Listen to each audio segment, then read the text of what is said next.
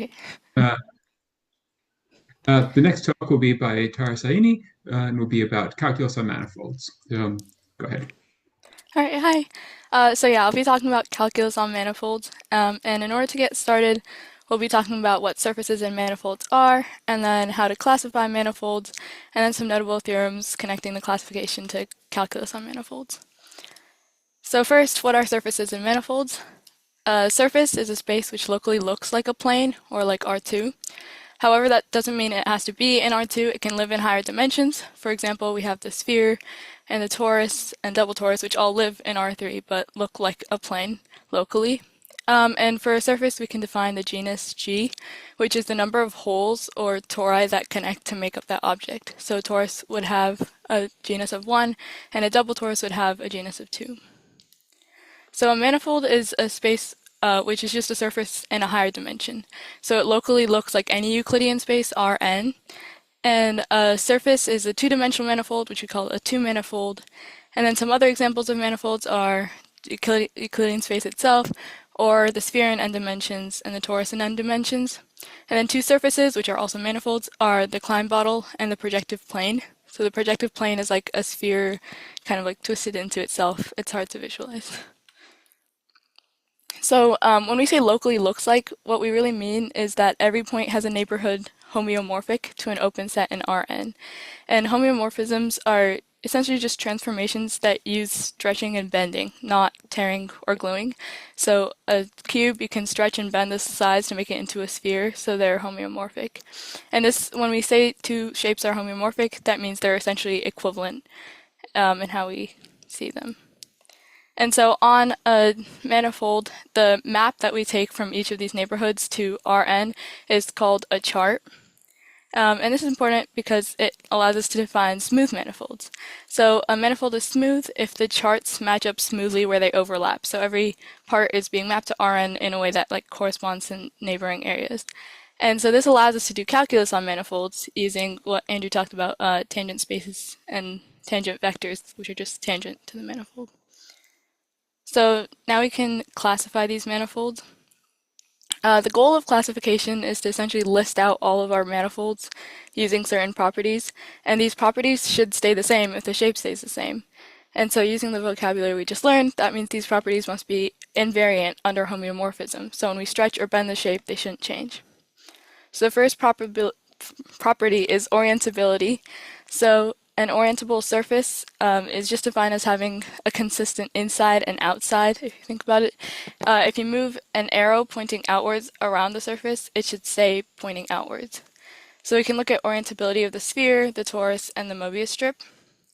The sphere and the torus are orientable because if you move an arrow pointing outwards, it stays outwards.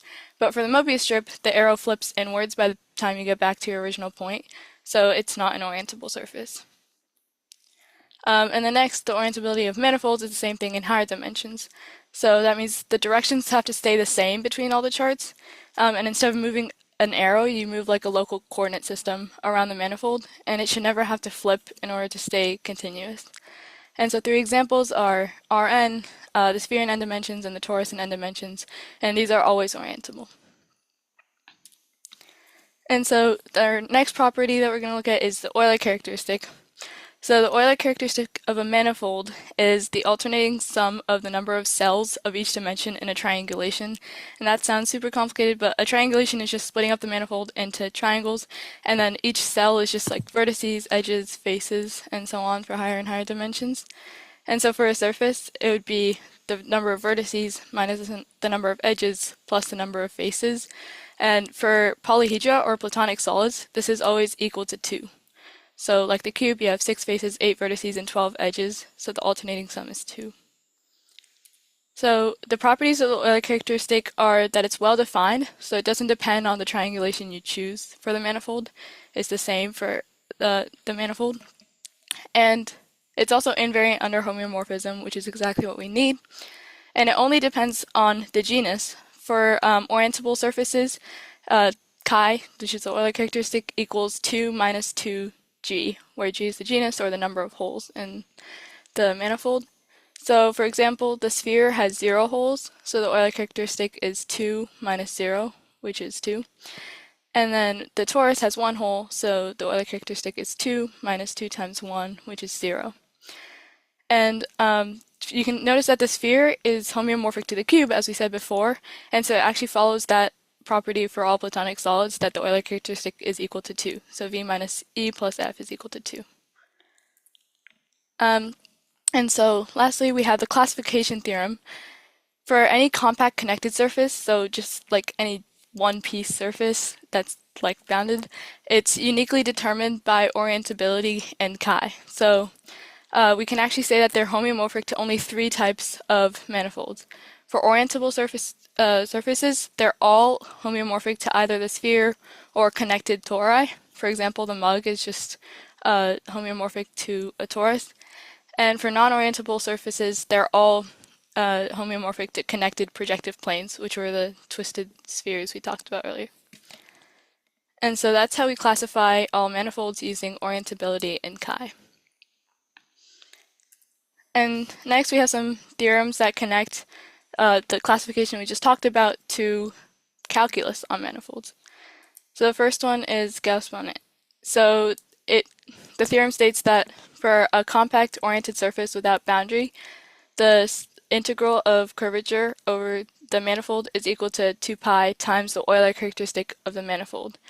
And so essentially the sum of curvature at every point on the surface is, the surface is directly related to just the number of holes. So it doesn't change if it's bent or stretched, which is kind of counterintuitive because at each point it does change. It is like more curved or less curved, but when you sum it up over the surface, it only depends on the number of holes and the Euler characteristic of the manifold. So we can look at 2 examples. For the torus, the integral of curvature is equal to 2 pi times the Euler characteristic, which is 2 pi times 0, which is 0. And this is also seen like intuitively for every point on like the inside of the torus, which has negative curvature. There's like a corresponding point on the outside which has the same curvature but positive. And so when you sum it up over the whole surface, it's 0. And then for the sphere, we can see that the sum of curvature over the surface is equal to 2 pi times the Euler characteristic, which is 2. And so 2 pi times 2 is 4 pi. And this is also equal to the surface area of the sphere. And for our next theorem, we're going to need to understand vector fields. So a smooth vector field, V, on a manifold assigns to each point a vector tangent to the manifold at that point. So these vector fields can have isolated zeros. So this is just a zero that is not adjacent to any other zero. So for example, this zero in the picture would be an isolated zero. So on the vector field, we can also define index at each isolated zero. So that essentially measures how much the vectors swirl around that point. So for an isolated zero with all vectors pointing outwards around it, it would have an index of 1. If it has like one dimension pointing in, it kind of swirls the other way, so it's -1. Oops. And if they're all pointing outwards and swirling around like twice in this image, you can see it would have an index of 2. So the Poincaré-Hopf theorem states that for a compact manifold with a smooth vector field V and only isolated zeros, the index sum over all of these isolated zeros is equal to the Euler characteristic. And so no matter what vector field you choose, if you sum up the index over all of the isolated zeros, it's always going to be equal to the same number. So it does not depend on the vector field. And this leads us directly into the hairy-ball theorem, which you might have heard of. And this states that there can only exist a smooth non-zero tangent vector field on the sphere of n dimensions if n is odd, so if it's an odd dimensional sphere. And so that means it doesn't work for a sphere of 2 dimensions, which is like where the hairy ball name comes from. So we can prove this by using the Poincaré-Hopf theorem.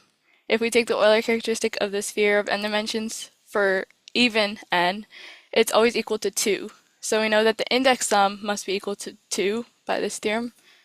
And so there must be some isolated zeros that we're summing over, like to get the index sum in the first place. So that means that this tangent vector field is not non-zero, and there must be at like some point where it stops.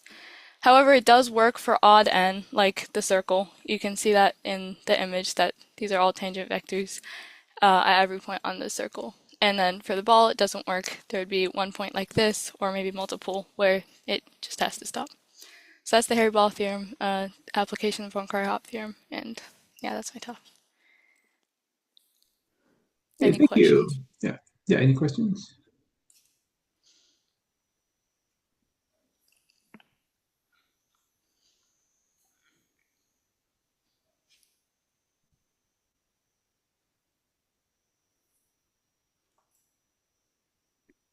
Okay. Well, if not, then thank you.